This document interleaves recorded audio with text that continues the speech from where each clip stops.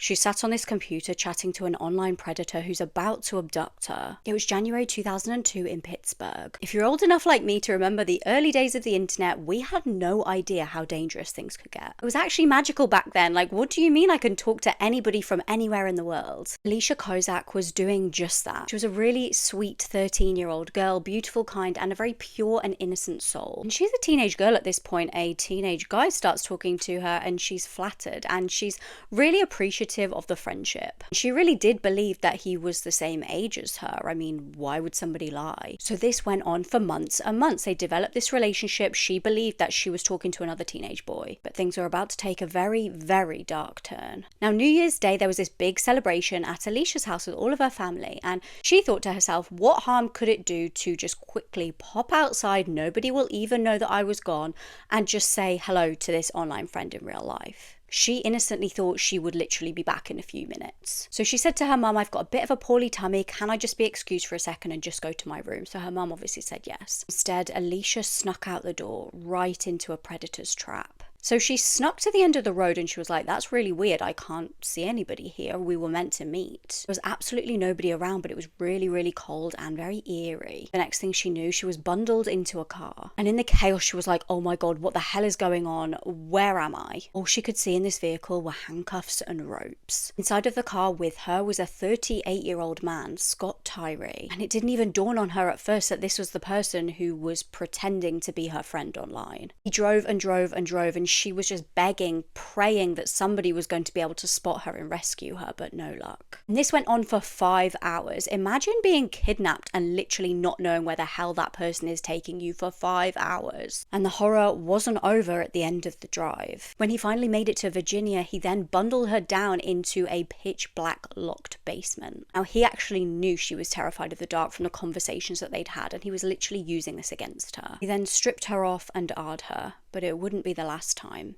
Alicia endured days and days of sickening, relentless abuse. And it gets even worse than it already sounds, because he wasn't just doing this for his own sick gratification.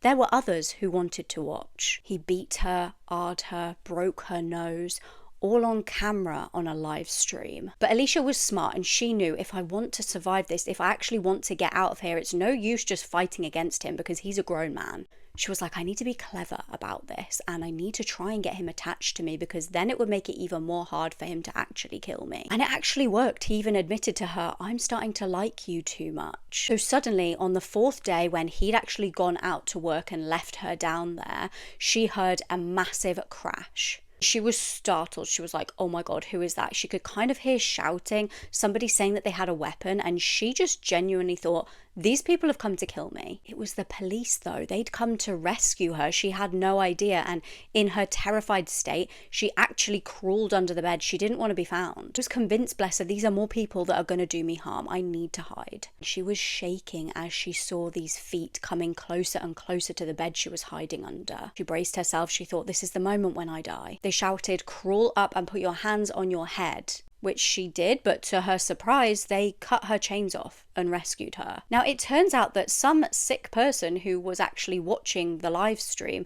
decided that they wanted to do the right thing and report this to the police because they recognized the girl's face from like missing posters. So I guess even bad people can do good things sometimes. The FBI were thankfully able to track that IP address and race over to Scott's property. About half an hour later, they managed to track Scott down himself as well at work. I think one of the parts of this case that shocked me the most, I don't know about you guys, is the fact that Scott had a daughter who was virtually the same age as Alicia. In 2003, Scott was given 19 years and 7 months in prison, but surprise, surprise, did not serve his whole sentence. He was released in 2019, but again, surprise, surprise, he actually was sent back later after violating parole. He was released again in 2021. Alicia now has a master's degree in forensic psychology and has dedicated her life to being an advocate for online safety and a motivational speaker.